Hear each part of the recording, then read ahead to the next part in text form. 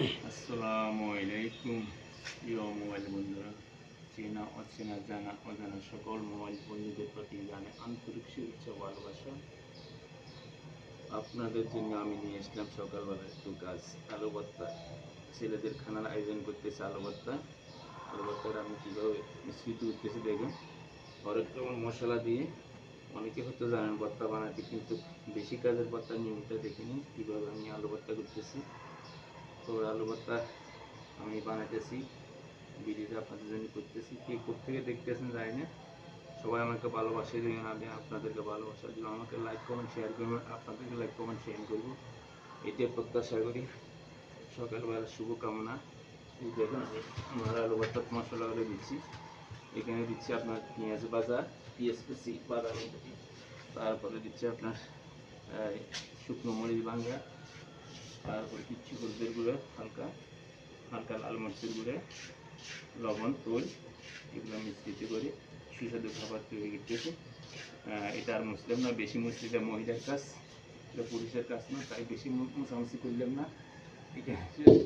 তারপরে দিচ্ছি আমার ধনিয়া পাতা, দেখুন ভিডিওটি,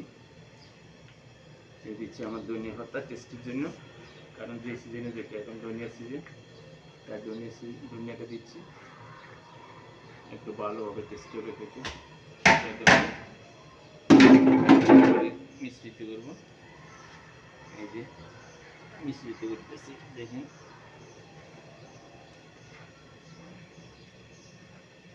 ওয়াও, সেই আলু ভর্তা।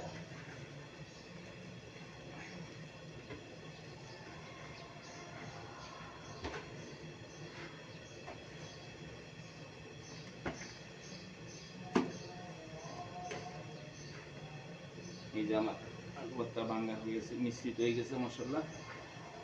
একটু পরে ছেলেরা আসবে খাওয়ার জন্য, আমি তাদেরকে খাওয়া পরিবেশন করবো। এখানে দেখতেছি 30 কেজি আলু, এই 30 কেজি আলু আমার সিদ্ধ লাগে 30 মিনিট, কম লাগে 20-25 মিনিট, যথেষ্ট এত লাগে না, বাড়াই বলছি 20 থেকে 25 মিনিট আপনার 30 কেজি আলু ছোড়া শেষ। বাংতে লাগে, মিশ্রিত করতে লাগে 5 মিনিট, সম্পূর্ণ মশলা ডাইজেশন করে।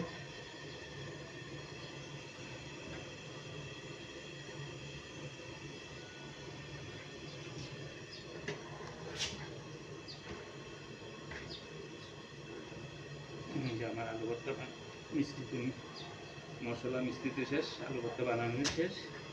এখনকার মতো বিদায়, পরবর্তী